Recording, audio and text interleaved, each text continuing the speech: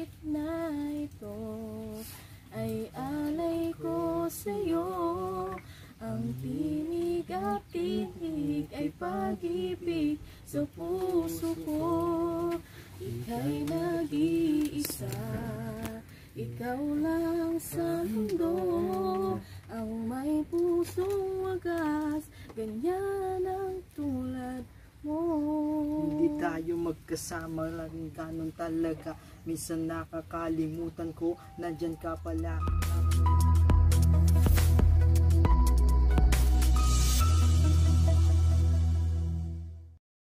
So ayan mga kababayan, binili na natin si Patricio para doon sa mga gamit niya na mga luma na naalala niya mga kababayan yung pangkulot, kawayan yung kanyang gamit. So ngayon, babaguhin natin lahat. Kasi masipag si mother, so kailangan bigyan natin ng mga bagong gamit. No? May pang-ripa na siya dyan, pang-hot oil, basta madami na. Mamaya siya ang may alam dyan, basta ako bumili na ako kung ano yung idea ko at kung ano yung nakita ko doon sa mga gamit. Nandito ako kasi galing ako sa Manawag, naubusan ako ng gasolina. Mandilihensya muna sana ako dyan sa'yo ng kahit man lang 200 para makauwi ako ng Rosales pang gasolina ko. Ang naku si Ma'am Lori. Kahapon nagkulay ako, labor lang 100 lang. 100? O kahit man lang 100, wala ka dyan? Wala na, binili ko na si Ma'am Lori, parang ano. O kundi dyan na lang ako muna matulog, di kami makauwi eh. Kung pwede, kung okay ka lang sa kubo-kubo ko. Ay bakit hindi okay eh, kahit barong-barong o ano dyan, kahit tolda, basta makatulog tayo, pwedeng pwede. Dito muna ako mag-overnight ha. Pwede sis, kasi wala nga, hindi na makaabot yung gasolin. No, sige, tara. Pero yung aking tinitirahan, nakita mo naman yung aking mansion. Walang problema. Ang importante, kahit ano ang tirahan mo, no, kahit nakatulda ka lang, basta tao yung nandyan sa loob. No? Okay, tara. So, kumusta Patricia? Kumusta si mami mo? Hindi na ba nagyoyosi? Hindi mo na nakikita nagyosi? Nag-iusi pa ba siya siyang? Ay, hindi na very good na pala si Mamita. Ano? Very good na pala, no? No, si... Anong tawag niya sa'yo, sis? Mama G. Very good na pala si Mama G. No? No, sagot. Anak, no? Sagot. Apa. Oh. Buti naman. Medyo hindi na nagyoyosis si Mama G. Wala na. Wala na. Kunti-kunti. Kami pinagpawal sa akin ang kape. Nabagit sa akin ni mami mo na nakulong kayo dati. Dahil parang na-prem-up kayo. Ilang taon kayo doon? 3 years. Kumusta naman? Ano ang buhay doon sa loob ng kulungan? Malungkot na okay lang naman na nandun yung yung mamimiss mo yung pamilya mo, yung hindi ka makakakon dahil mahirap sa loob, makakon ka dahil iniisip mo yung kung anong sitwasyon ng pamilya mo sa labas. Yung lungkot, ano yung lungkot na nandoon sa loob? Ano yung iniisip mo, bakit nalulungkot ka? Siyempre hindi mo kasama yung pamilya mo. Lagi mo naiisip. Lalo na pag may anak. Ay, anak naman. Lalo na yung anak mo. No. Iniisip mo kung paano sila dito, kung kumakain. Siyempre iniisip ka rin nila kung ano ang sitwasyon mo doon sa loob ng kulungan. No. Then, siyempre umabot ka ng 3 years doon. Siyempre nagkaroon ka na ng mga kaibigan, naging ka-close mo doon. Kahit pa paano, naging okay naman yung pakikisama mo doon sa lahat ng halos lahat din ang turingan ay parang pamilya. Parang pamilya. Paano yung pagkain nyo doon sa loob? Maayos naman yung pagkain namin. Tulugan? Maayos naman. Maayos naman. Walang suntukan. Na yung nakikita ko sa pelikula, sa TV, na yung nagsusuntukan, may bartolinahan, mga ganyan. Walang nangyayaring ganun. Normal lang naman yung mag-alitan, pero bawal na dun sa loob kasi hindi na katulad nung panahon ng mga dati ng mga siga-siga pa ngayon. Matino na lahat ng mga Pero nakasaksi ka rin doon na may nag-umbagan. suntukan. Suntukan meron ganon. Pero hindi umabot sa punto na may mga itak na, may mga baril Walang na. mga, bawal ang mga deadly weapon din. Oh, Lahat yun. ng kontrabando bawal. So nakakatakot kasi no.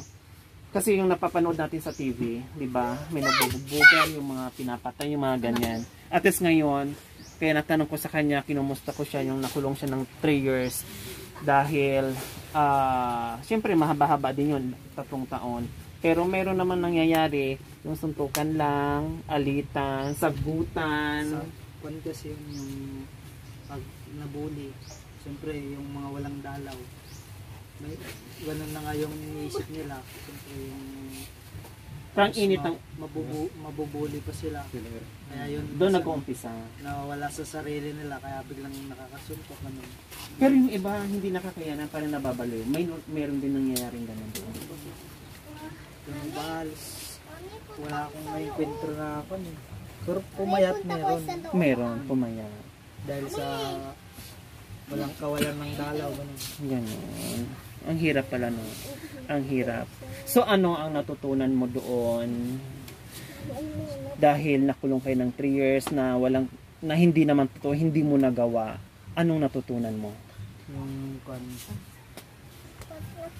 unang-una dun nalaman ko yung kalagahan ng Diyos.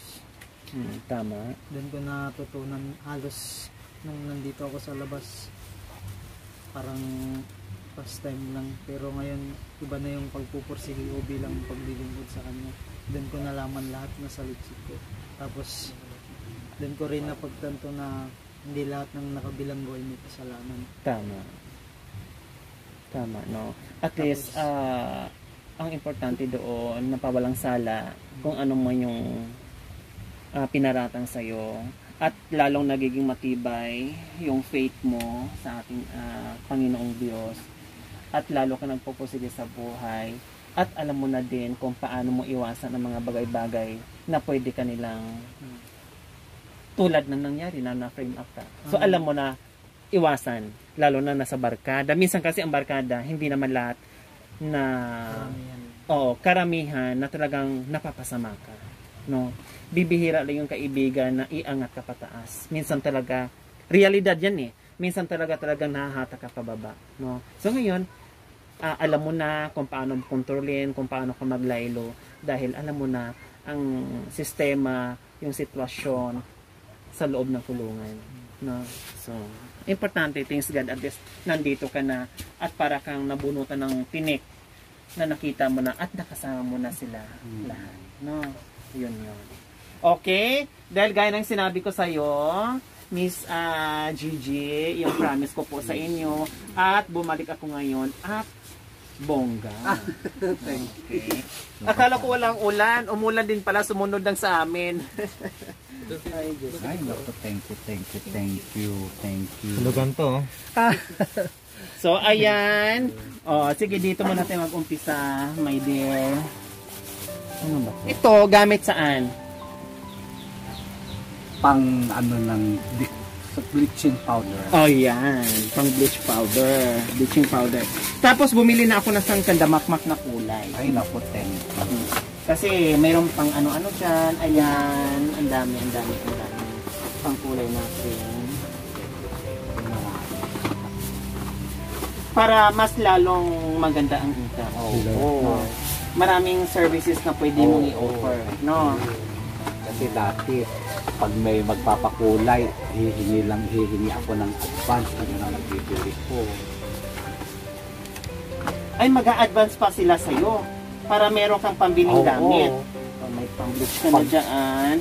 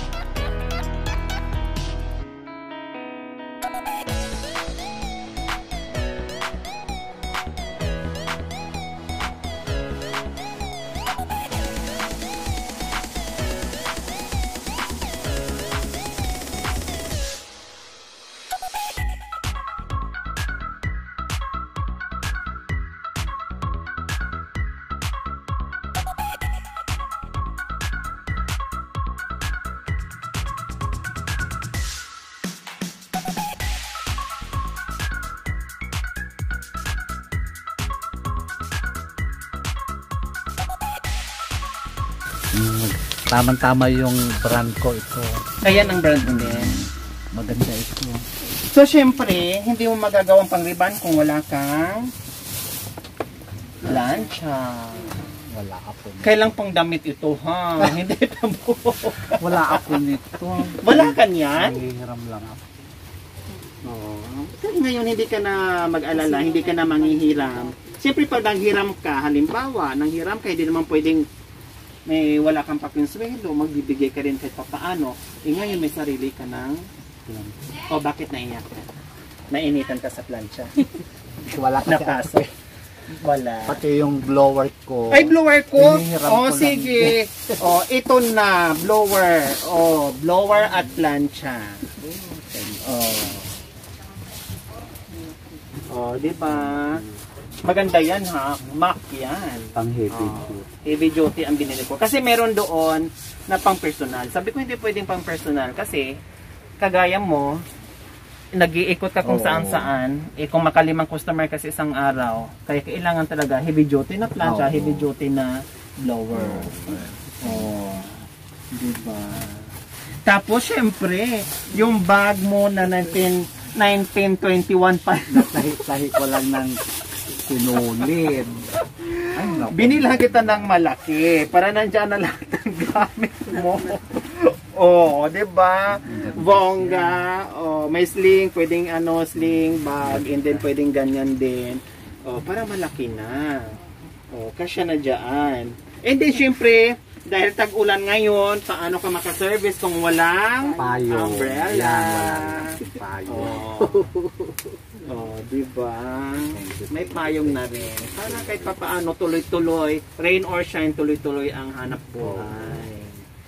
Oh, di ba? Maraming salamat po sa ating sponsor, Love from New York, Ma'am Jessica Eugenio, and Ma'am Bing Sarmiento. Maraming salamat po. Ito sila mga kababayan talagang pioneer sponsor natin mula noon hanggang ngayon, mula nung maliit pa yung channel natin, hanggang ngayon, talagang nandiyan po sila sa mga kababayan natin na talagang walang sawang magmahal at sumuporta, magbigay ng pagmamahal, malasakit sa mga kababayan natin na mga kapuspalad na tulad nila, na talagang nabibigyan natin ng bagong pag-asa.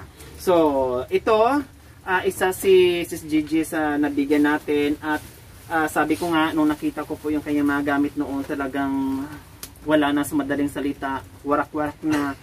And then, sa kagustuhan na makagawa ng paraan at kumita, pero nagagawan pa rin ng paraan. Tulad nung kawayan na pangkulot, gumagawa siya ng paraan para lang kahit pa paano may income siya at para dito sa pamilya niya. So ngayon, nabigyan natin ng, binuhay natin muli yung kanyang hanap buhay at nabigyan natin ng panibagong pag-asa. Kaya nag-i-enjoy at napaluha pa si Miss Gigi sa kanyang natanggap ngayon, hindi niya akalain na magkaroon siya muli ng blower at plancha. At ito pang mga gamit. Kasi yung hiling niya, yung mga ano lang yon, yung mga Q-tips, yung mga ganyan. Mensahe niya po sa sponsor natin, ito yung mga pangalan. Salamat Ma'am Jessica Eugenio and Ma'am Bing Sarmiento sa tulong na binigay nyo sa akin at Love from New York. Thank you. Maraming salamat. Sana wag kayong magsawang tumulong sa mga kagaya namin na nangangailangan. Maraming salamat. Thank you. So, ang dami mo nang pwedeng i-offer sis na service doon sa mga customer mo, no? Alam ko kayang-kaya mo na itong paikutin, no? Kayang-kaya mo na itong gawin dahil alam ko naman mula noon hanggang ngayon talaga napakadiskarte mo. Lahat ng pwede kang kumita, pinasok mo, no? Ito pa kaya na hindi magawa ng paraan noon nga, no? Nawala at kawayan lang nagagawa ng paraan. Ito pa kaya, no? So, kabisado, at the age of 62 years old, magpapahuli ka pa ba? Di ba? Oh. So, ayan, ito po yung nagagawa natin mga kababayan sa mga journal fund natin, no? Na talagang ma-share natin sa iba, no? Talagang maikot natin may palawak natin, mabigyan natin yung iba pang nangangailangan na hindi lang doon sa isa o dalawa o tatlong tao, paikot-ikot yung tulong natin, kundi mas spread out natin yung ating blessing. So maraming salamat po sa inyong lahat. So good luck. Miss Gigi. So, ayan mga kababayan, dahil itong mag-asawa, no? Si Patricia ay singer, and then yung kanyang husband, rapper naman. So, ito, hahandugan nila tayo mga kababayan. Ang awit na ito ay alay ko sa'yo. Ang tinig at tinig ay pag-ibig sa puso ko. Ika'y nag-iisa, ikaw lang sa mundo. Ang may pusong wagas, ganyan ang tulad mo. Hindi tayo magkasama lang ganun talaga. Minsan nakakalimutan ko, nandyan ka pala, nga pala. Di ko man masabi sa'yo ng harapan. Pasensya na inay kung lagi kang nasusugatan. Ramdam ko, minsan ako ay di mo kinikibo. At sa iyong mga mata ay may luhang namumuo. Sa tuwing ako'y mapapaaway at mabasag ang muka. Gusto mo kong pagsabihan pero walang magawa. Hihingi ka ng awa sa Diyos. Sana ay magbago na palaging makasalanan mo ko. At pag wala ako sa bahay, uuwi pa sabog. Ni minsan di ko naisipan ng yumakap sa'yo, nay. Sa tuwing ako'y mapapaaway, halik sa iyong kamay. Nais ko pong sabihin to sa'yo, mahal na mahal kita. At yan ang totoo. I love you. Sumingit ako, wala ko maisip. I love you. O ano na. Wow, palakpak naman tayo dyan. Sila. Ikaluhan na naman si Miss Gigi habang kumakanta yung kanyang anak. Masaya lang. Nakakatuwa, no, na sila kasama mo, no, na marunong kumanta. And then, nakitaan mo naman dito na kung gaano din kasipag para sa pamilya at dito sa asawa niya, no? Kumusta, Miss Gigi, na yung buhay na, syempre, kahit may asawa sila pero nandiyan pa rin sila sa'yo? Anong mensahe mo sa kanila? Napakabait naman niyang manugang kasi yung sabi ko nung wala pa siyang asawa, ang gusto sabi ko sa anak ko, kung magkaroon man ako ng manugang, yung igagalang ako, yung hindi ako babastusin bilang ganito ako. Yun ang... Yung, sa awa ng Diyos, mabait naman, hindi naman niya ako. Napakabait. Wow. Napakasipag. Pag may trabaho talagang gigising niya ng maaga, papasok. Ngayon lang, tanabagay yung mata niya sa pag-welding. Kailangan, bilhan mo ng yung pang welding talaga, o kaya kahit yung malaking sunglass, no, protection sa mata niya, kasi napakabata pa. Kung yan ang laging gagawin niya, baka naman yun ang magiging dahilan kasi sira sa mata niya. Diba? So kailangan may protection, no, kasi nakakasira na, kahit na malayo ka, pag nakita mo yung nagbiblink-blink, ang sakit sa mata lalo na kung malapitan. No? Ano ang pakiramdam mo? Hindi mo ba naranasan o na-experience na tawagin mo siyang mami, o sa mga barkada mo, sa mga kaibigan mo, tawagin mo ng siyang mami na alam mo naman ganyan yung sitwasyon niya? Hindi ka ba nabully doon? Hindi mo siya kinahihiya? Hindi po. Wow. Wala naman pong dapat ikahiya. Wow, ang sarap, no? Yung alam mo mga kababayan, kahit anong klaseng pagkatao meron ka, kahit anong gender ka, ang importante doon kung paano ko rumispeto sa kapwa mo. No matter what happened, ang importante doon, naging patas ka, namuhay ka ng marangal, kahit sino ka pa man, basta rumispeto ka sa kapwa mo, ibabalik sa'yo is respeto din. Tama? Ayan. Ganun lang yun. Para hindi siya maano sa... Kasi sayang, tulad ngayon, mayroon siyang trabaho, may opportunity, and then, umabsent, dahil sa nangyari sa mata niya. Sayang naman yung opportunity na yon. Para tuloy-tuloy yung kanyang trabaho, bilhan mo siya ng malaking sunglasses or ano bang pang-cover dyan? Merong dark, ay yung ito 1,000, ibili mo para sa mata, para hindi maka-absent sa iyong trabaho. Sayang ang income, araw-araw. Ngayon, absent na, wala ng income. O ito, para na ako naging Muslim. Ibili mo si ano ha, ang bait-bait ha. I-enjoy lang yung buhay. Kahit gaano kahirap yung buhay, basta huwag natin kalimutan tumawa, ngumiti, dahil importante yan. No? Tama. Importante yan. Salamat po. Salamat. Bahala ka na dyan ha, sis ha.